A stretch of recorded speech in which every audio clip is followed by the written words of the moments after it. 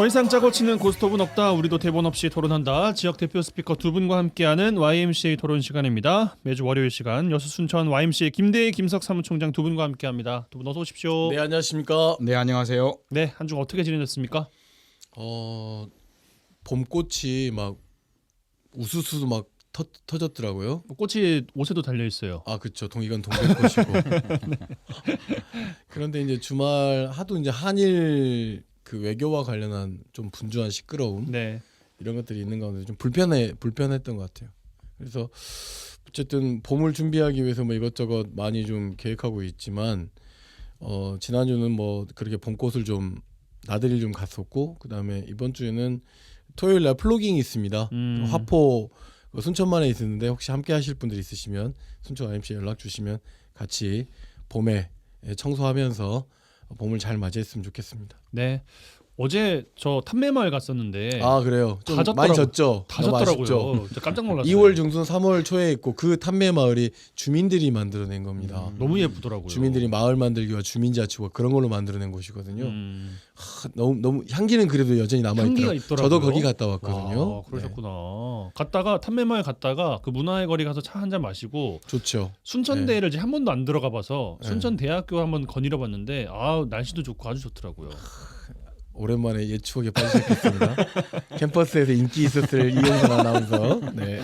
김대희 총장님은 또 어떤 여유를 좀 보내셨습니까? 아니요, 제가 지난 수요일 날 서울을 갔었어요.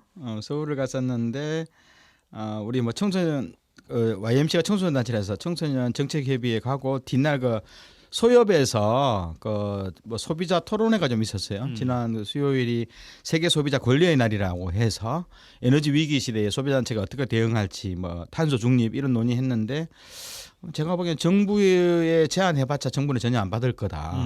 뭐 외교 문제도 지지율이 1% 나오더라도 이대로 밀고 나가겠다고 하는 대통령이니까 뭐 합리적이고 논리적인 근거는 없을지만 어떻든 다양한 탄소 위기, 에너지 위기 시대에 소비자 단체가 좀 더 에너지 정보 문제, 에너지 가격 원가를 산정하는 가격 문제 이런 문제에 좀 더 참여를 해서 어떻든 무조건 인상하지 말자는 게 아니라 옛날에는 소비자 단체가 인상하지 말자는 주의였거든요. 그런데 에너지 문제만큼 인상을 해야지만이 수요 관리가 되기 때문에 그런 논의와 토론회를 하고 내려왔고요. 저도 토요일 날 좀 쉬려고 했는데 뭐 제 친구가 또 강주 전남 농민회 또 뭐 의장님이셔가지고 딸 결혼식이라길래 저도 오래간만에 횡전을 갔다 왔는데요. 좋더라고요. 날씨는 좋고 근데 아직도 여전히 미세먼지 분위기가 좀 있어서 그리고 뭐 일요일 오후에는 또 여자들 오래간만에 갔거든요. 한 3년 만에. 근데 여전히 올 여름은 코로나 이후에 좀 중국에서 공장이 좀 정상 가동되는지 몰라도요. 이게 해무는 아니고요. 여전히 미세먼지 기운이 좀 강해서 나들이 하시는 분들 입장 속에서는 이 미세먼지만 없었으면 더 좋았을 건데 하는 분위기를 좀 느꼈습니다. 그러게요. 도대체 어디까지를 움직이신 거예요? 서울 갔다가 뭐 어디 황정 갔다가 여자도 갔다가 북한 빼고 다 가시는 것 같은데. 예. 뭐 대단히 아이고 체력이 정말 대단하신 것 같아요. 아니요, 짐만 안 입고 다 돌아다녀요. 알겠습니다. 이렇게 두 분의 또 근황까지 또 여쭤봤고 유튜브 여수 MBC 뉴스 채널을 통해서 또 YMCA 토론 다시 보기 하실 수 있다는 점도 공지의 말씀을 드리겠습니다. 자, 오늘 이야기 나눌 주제 선거 이야기를 좀 해봐야겠습니다. 물론 다음 달에 조그마한 재보궐선거가 있기는 합니다. 제일 큰 게 전주에 이제 국회의원 한 명 뽑는 것이고 뭐 시도의원들 뽑는 보궐선거가 또 예정이 돼 있습니다만 그것과는 별개로 내년에 또 총선이 예정이 돼 있어서 그거에 대한 여러 가지 또 토론과 이야기들이 많이 펼쳐지고 있는 이번 달이 아닌가 싶습니다. 지난 총선 때 기억하시겠습니다만 순천 해룡면이 광양 곡성 구례 선거구로 편입이 되면서 순천 광양 곡성 구례 갑을로 이렇게 나뉘었습니다. 파장이 일었고 지난주에는 해룡면에 계신 주민들이 국회에서 기자회견도 열고 선거구 정상화를 촉구하기도 했습니다. 뭐 이미 내년 총선을 위한 선거구 획정안 법정 제출 기한은 어김없이 넘겼습니다만 국회 정개특위에서는 좀 발빠르게 움직이고 있는 것 같기는 해요. 선거제 개편안 마련하고 전체 의원들이 참여하는 전원위원회에서 이번 주 27일부터 이제 시작을 한다고 하던데 법정 시한 전 4월 10일까지는 결정을 내겠다 이런 이야기를 밝혔습니다.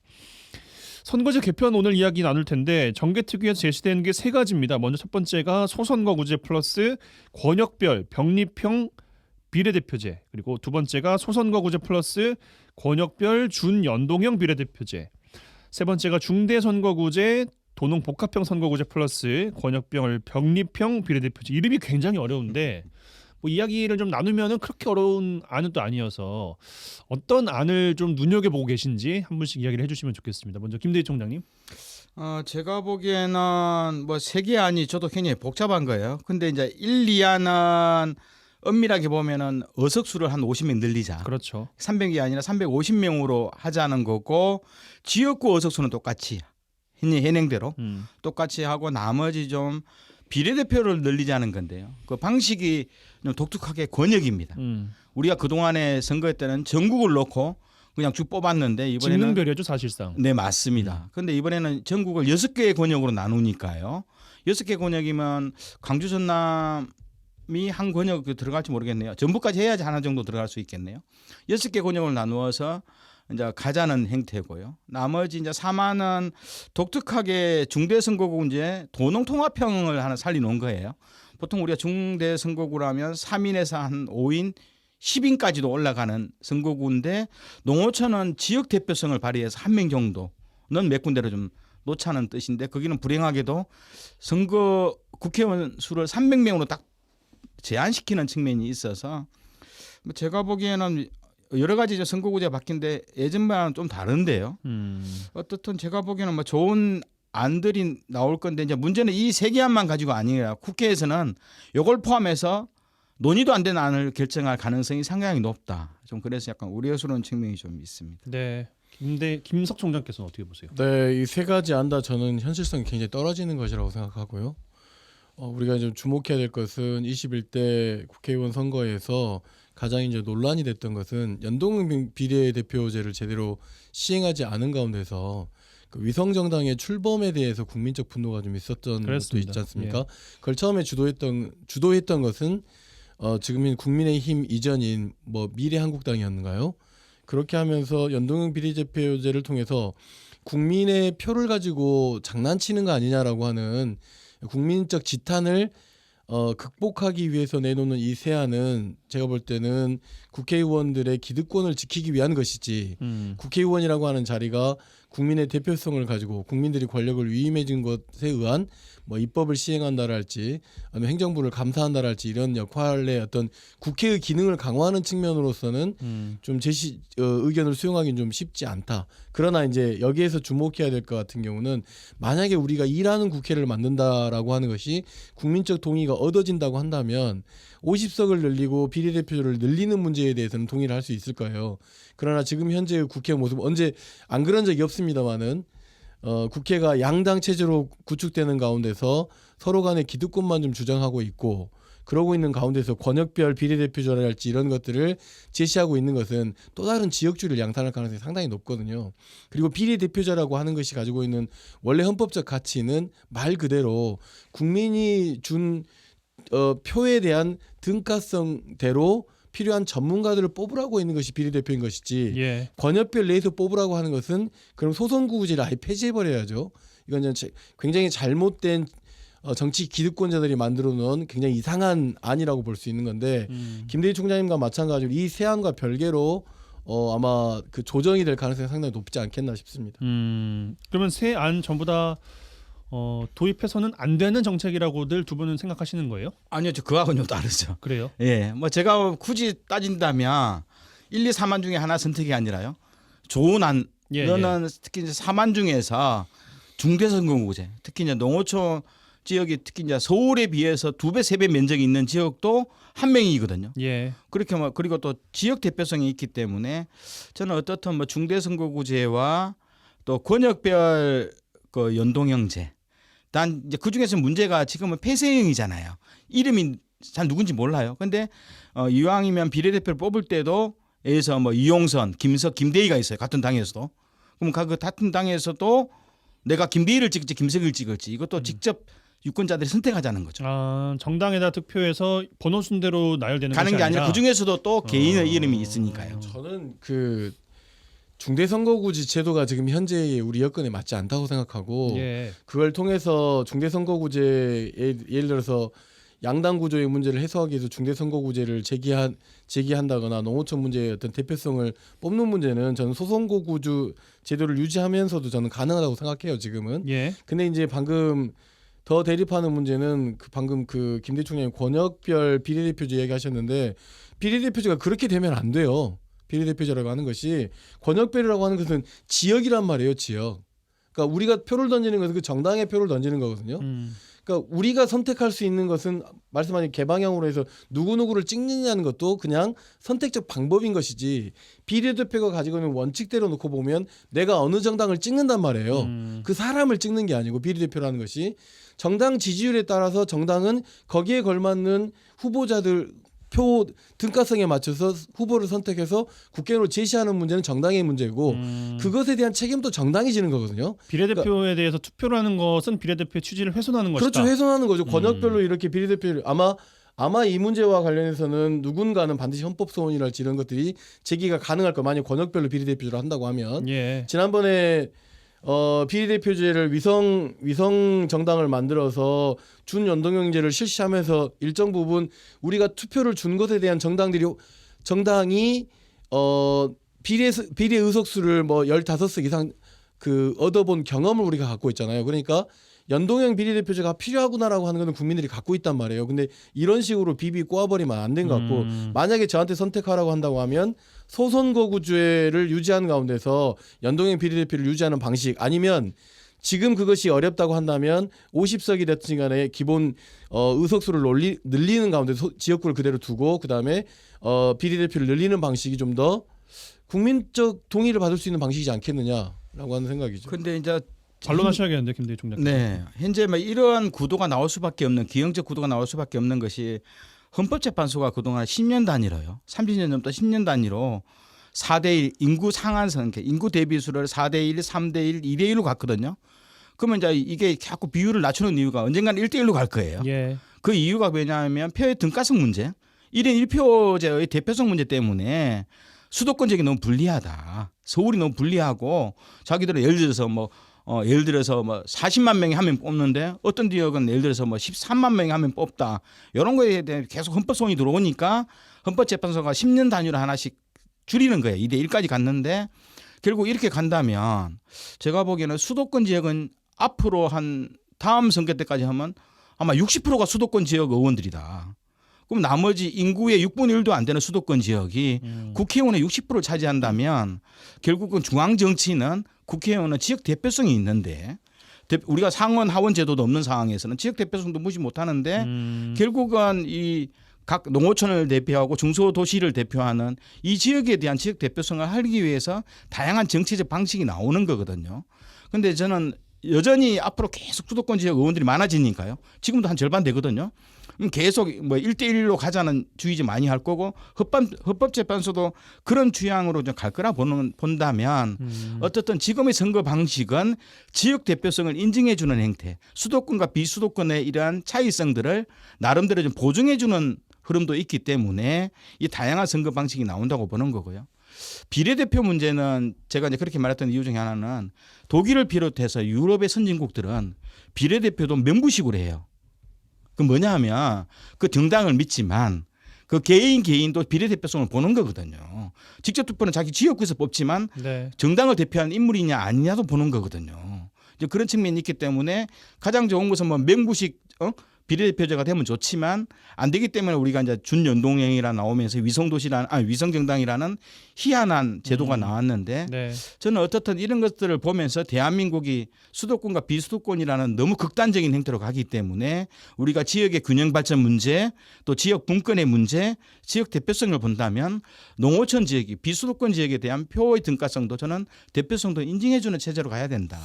이렇게 봅니다. 김대희 총장님이 오늘따라 굉장히 복잡한 이야기를 되게 많이 하시는데 그러니까 아까랑 다른 이건 것은 표예요. 그런 표 것 아주 같아요. 단순화시켜야 되고 개인이 던지는 표가 지금 표는 국회의원에게 던지는 표와 정당표가 있는 거란 말이죠.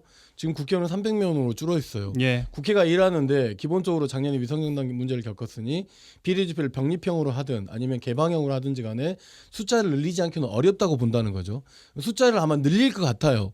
그러면 지금 소선거구 그러면 지역 지역의 대표성을 뽑는 것을 소선거구제로 갈 거냐 중대선거구로 갈 거냐 이건 지역의 대표란 말이죠. 예. 근데 비례대표를 또 지역에서 권역별로 뽑는다는 건 말이 안 된다고요. 그리고 개방형 그 명부제로 한다는 건 동의하죠. 그러나 그 명부를 결정하는 건 결국은 정당이라는 거죠. 그러니까 우린 정당에다가 투표를 하는 거라는 거죠. 그러니까 그 단계를 넘어선 가운데서 그 경험이 있고 나서 개방형 연동형 개방형 방식으로 될 수 있을지는 모르겠으나 일단 지금 당장은 정당에 투표하는 것에 대한 비례대표에 가지고 있는 원래 원칙이 훼손돼서는 안 되는 거죠. 예, 그러니까 뭐 거기에 지역 균형 발전 다 좋은데 지금 현재의 수도권의 국회의원들이 많다. 이게 인구 때문인 것인지 그 이야기가 맞다고 생각해요. 그럼 농촌 대표성을 더 높이기 위해서 어떻게 해요? 비례대표를 늘려야죠. 농촌 대표성이 지역에 있는 사람이 농촌 대표성을 갖는 문제가 아니잖아요. 그렇게 따져놓고 본다고 하면 비례대표의 전문성을 높이기 위해서 어떻게 이 제도를 좀 더 의미 있게끔 지난 위상정당의 문제를 극복하느냐 이렇게 가야 되지 않겠나라고 하는 게 저는 제 생각인 거죠. 저는 개인적으로 국회의원 총수를 딱 300으로 규정해 놨어요. 이제 이건 어쩔 수 없이 그렇게 갔을 건데요. 저는 이건 풀어야 된다 보거든요. 그러니까 법률적으로. 이란 이하는 지금 현재 네. 50명 정도를 늘리겠다는 것에 그렇죠. 그렇습니다. 대해서는 예. 이라는 네. 국회는 전 이건 의미가 있다고 보는 거죠. 예. 예. 그래서 현실적으로 300명으로 준다면 지역 선거구제, 그러니까 소선거구제를 더 이상 줄이는 것도 문제 있거든요. 현실적. 그러면 예서 전남 지역이 국회의원이 10명이에요. 예서 뭐 울산, 경남, 부산 쪽만 해도 거기는 20명이 넘어요. 예. 뭐 이런 상황에서 그러면 10명을 그러면 8명으로 줄여라. 이게 안 된다고 보는 측면이 있거든요. 근데 그래 된다면 국회의원 수를 늘리되 현재의 진행 방식은 소선구제 방식이 가지고 있는 이러한 좀 지역 갈등적인 구조 뭐 이런 구조에 대해서 어떻든 좀 다양한 개선안들이 좀 나와야 되지 않나 생각으로 좀 합니다. 알겠습니다. 이야기가 많이 지나기 돼서 두 분의 이야기를 좀 정리하고 제가 드리는 질문을 좀 넘어가야 될 것 같은데 우선 가장 치열하게 두 분이 이야기하셨던 것이 비례대표의 부분에서 명부를 다 열어놓고 거기에서 투표를 하느냐 마느냐 그게 정당의 역할에 침해하느냐 안 하느냐 혹은 유권자에게 권한을 얼마만큼 보장해 줄 것이냐 이거에 대한 논의였는데 김석 총장께서는 그 명부는 정당의 몫이고 그 명부 안에서 차례대로 뽑히는 것은 정당을 존중해주는 역할인 것이다. 그게 이제 비례대표의 올바른 취지다라는 말씀이었고 김대희 총장께서는 그렇게까지도 열어놔야 된다. 유럽 선진국에서는 그런 안을 채택하는 국가들도 있다. 이런 정도의 말씀이셨던 것 같습니다. 그러면 저희가 이제 뭐 비례대표 이야기는 충분히 나눠본 것 같으니 선거구도 좀 갈리긴 했는데 예 넘어가시죠. 그렇습니다. 가장 컸던 것은 먼저 그 네. 부분이었던 것 같으니까요. 어쨌든 이 논의가 시작되는 것이 정치 개혁이잖아요. 정치 개혁인데 그 안이 전제하고 있는 것이 국회의원 수를 50명을 늘리는 거란 말이에요. 여기에 대해서는 정개특위에서 1월에 조사한 것을 보니까 한 18세 이상 국민 1,400명에게 투표한 걸 보니까 57.7%가 반대한다라는 이야기 아니겠습니까? 거기에는 이제 불신이 깔려 있다라는 이야기일 텐데 우리가 국회의원 의석수 증가에 대해서 이야기를 좀 해볼 필요가 있을 것 같아요.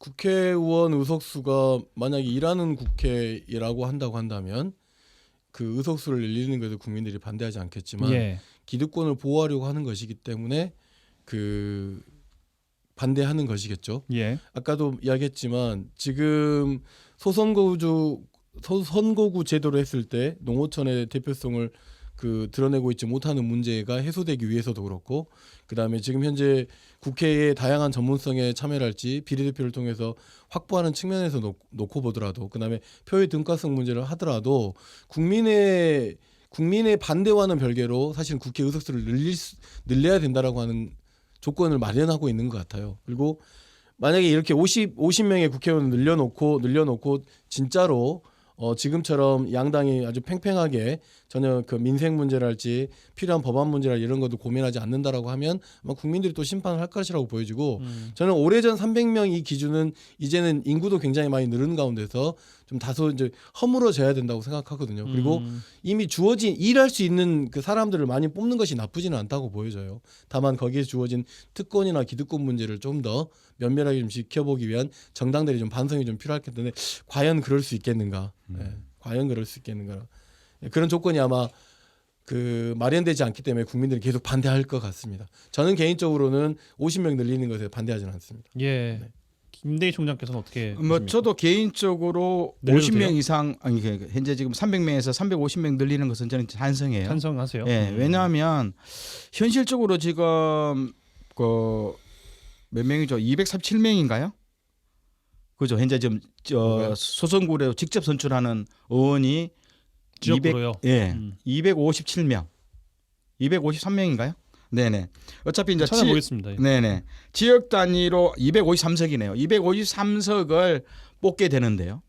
그럼 결국은 300명 선이 늘을 수밖에 없는 것은 현재적으로 보면은 내년 선거 때 구도다 지역에서 농어촌 지역에서 7석이 줄어들고요. 현재의 구조로 가면요. 구조로 들고 수도권이 7명이 늘어나요. 그러면 이제 7명이 줄어드는 것이 주로 농어촌 시군 지역이에요. 시군 지역에 7명 국회의원이 없어지고 그 7명이 수도권에서 늘어나는 구도로 갈 건데 이런 상황이라면 결국 지역 대표성도 문제 있고 그러면 어떻든 우리가 이제 지역구를 마냥 늘릴 수 없는 구조도 있고요.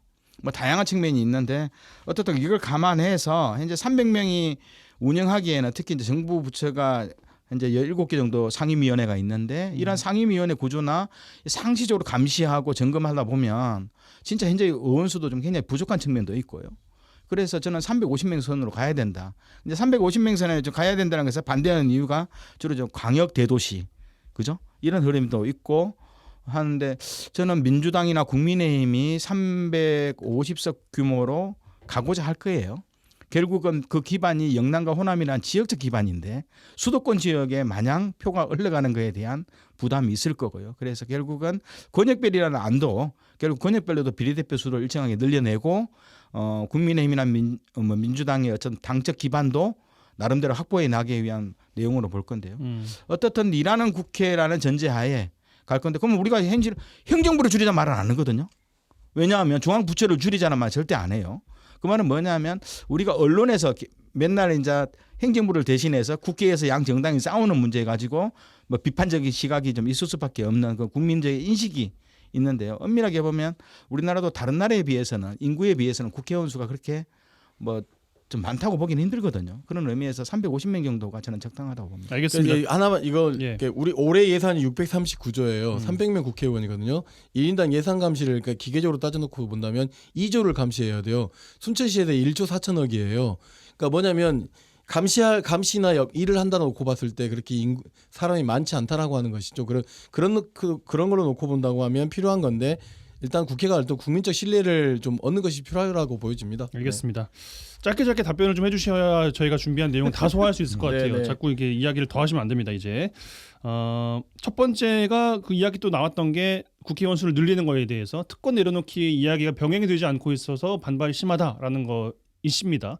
근데 그냥 마냥 비판하기 좋은 대상의 국회의원인 것도 생각이 사실이죠. 들기는 네, 해요. 네. 뭘 어떻게 내려놔야 될 것이냐라는 것을 좀 제시해 주시면 좋겠는데 먼저 국회에서 또 일해보신 경험이 또 있으시니까 김석 총장께서 이야기 좀 해주시면 좋겠습니다. 아주 오래전에 16대 때 잠깐 있었는데 이게 무엇을 내려놓느냐라고 하는 것 뭐 돈을 줄여야 중요한 돼요? 것은 아니면 뭐 불체포 특권을 내려놔야 돼? 뭘 해야 저는 돼요? 일하는 그 국회의원실의 입법보좌관이나 보좌관 수는 지금도 부족하다고 생각을 해요. 맞습니다.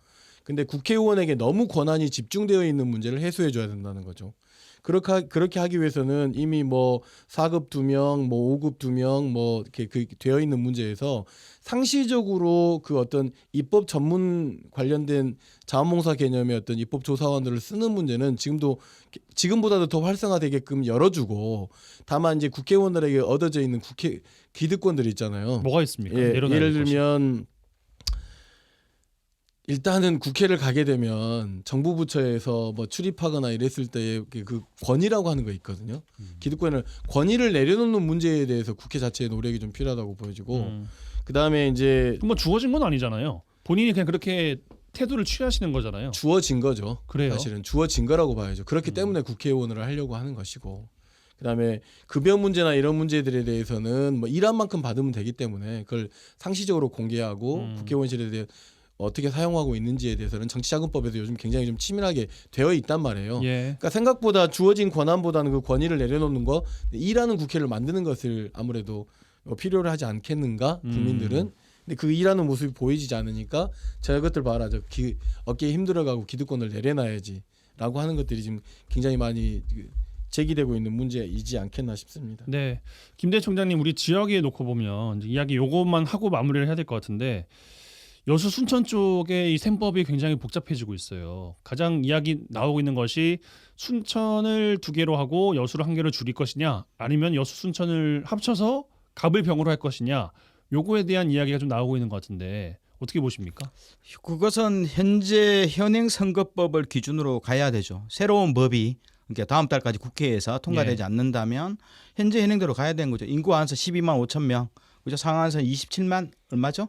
그 기준대로 해서 28천. 안 되는 곳은 합치고 뭐 되는 곳은 합치고 안 되는 곳은 분리하는 것이 그죠? 서로 맞는 거고 분리와 통합이 저는 맞다고 보는 거고요. 그 원칙대로 가야 된다고 보는 거거든요. 왜냐하면 현행의 원칙대로 네. 한다면 여수 갑은 안 되는 거니까 그렇죠. 여수는 1개국으로 가는 거고 순천은 2개로 순천은 되는 2개로 거죠. 가는 게 맞죠. 원칙은 그게 예, 필요한 자꾸 거죠. 거기서 편법을 쓰려고 하고 자기 기득권을 주장하는 여기 붙이고 저기 붙이고 뭐 갑을병 붙이고 제가 볼 때는 되게 우스운 모습인 것 같아요. 예. 그래요. 예. 갑을병 이야기는 그럼 여수 순천 확대해서 이야기 나온 것은 그냥 중대선거구 이야기가 나오니까는 거기에 발을 한번 맞춰보는 겁니까? 누군가의 그 지금 현재 국회의원들이 뭐 잔머리를 쓰고 있는 거 아니겠습니까? 갑을병해서 본인들이 좀 득을 보겠다라고 하는 여수 순천 갑을병 하면 여수에 2명 국회의원 있었잖아요. 순천 이제 인구 되니까 순천에 국회의원 2명 있으면 뭐 안 되는 거예요? 그런데 네. 제가 보기에는 그것은 현재 국회의원들이 어떻든 우리나라 대한민국의 정치를 경영하는 거잖아요. 그렇다면 크게 봐야 되는 거고 4년 후도 봐야 되는 거예요. 그러니까 이번만 보면 일이지만 4년 후에는 전라남도가 10개의 지역구가 7개로 줄어들 수 있는 거예요. 그렇기 때문에 앞으로 멀리 보는 정치, 앞으로 최소한 한 뭐 4년에서 한 6년 정도, 한 10년 정도는 운영할 수 있는 선거구 제도를 고민해야지. 현재 나의 선거구제 그렇죠. 이러다가 보면 내 선거구제는 이번 내년 총선에 살아요. 그런데 앞으로 그러면 6년 후에는 5년 이후에는 우리 선거구 전체가 죽어버릴 수도 있는 거거든요. 만약에 이번에 10명 전남의 10명 선거구에서 9명으로 줄어든다고 하면 여수가 여수가 통합되는 게 맞죠. 예. 뭐 이것저것 뭐 복잡하게 기준을 따라서 근데 이제 그것을 자꾸 이제 여수 지역의 국회의원 2명이다 보니까 특히나 갑지구에 있는 국회의원 입장에서 불안하죠. 지금 현재 인구 하한선도 못 맞추고 있거든요. 거의 10,000명이나 좀 부족한 가운데서 그러니 통합 아니면 뭐 다른 부분으로 이렇게 붙이는 건데 그것에 대해서 얼마나 거기서 예를 들면 갑지구가 더 많은 갑지구가 많고 다른 지역을 붙여서 본인이 당선되기를 바라는 그런 어떤 뭐 필요에 따라서 좀 많은 이야기들이 나오고 있는 거 아닌가 싶은 생각이죠. 그 원칙은 전남 지역에 10명의 국회의원을 지킨다는 쪽으로 가야지. 예. 내 지역구마다 하면 제가 보기에는 이러다가 전남 지역 7개 되면요. 살아남을 곳 없습니다. 대부분 6개 내지 7개 행정구역이 강원도처럼요. 뭐 양쪽 걸어서 차로 한 1시간 20분 달려야지 되는 지역구를 가질 수 있는 그런 불행한 일도 있기 때문에 알겠습니다. 어떻든 출마자들 입장에서는 불안하죠. 사실 예, 출마 안 해보셨잖아요, 다들. 나는 알겠습니다. 직업의 불안하죠, 좀 불안해. 직업의 예. 다양성을 가지는 쪽으로 고민해 봤으면 좋겠습니다. 네. 그랬으면 얼마나 좋겠어요. 알겠습니다. 예. 알겠습니다. 불안합니다. 알겠습니다. 예. 알겠습니다. 이제 그만해야 돼요. 공지 말씀을 드릴게. 저희가 이번 주까지는 월요일에 진행을 하고요. 다음 주부터는 라디오 전망대 부분 개편이 예정돼 있습니다. 주요 내용이 YMCA 토론 시간이 금요일로 넘어가서 일주일 동안 나왔던 지역의 뉴스를 두 분과 함께 총정리하는 시간으로 이제 꾸려질 예정이니까요. 다음 주부터는 금요일에 YMCA 토론 만나실 수 있다는 점까지 말씀을 드리겠습니다. YMCA 토론 여수 순천 YMCA 김대희 김석 사무총장 두 분과 함께 했어요. 두 분 고맙습니다. 네, 네, 감사합니다. 감사합니다.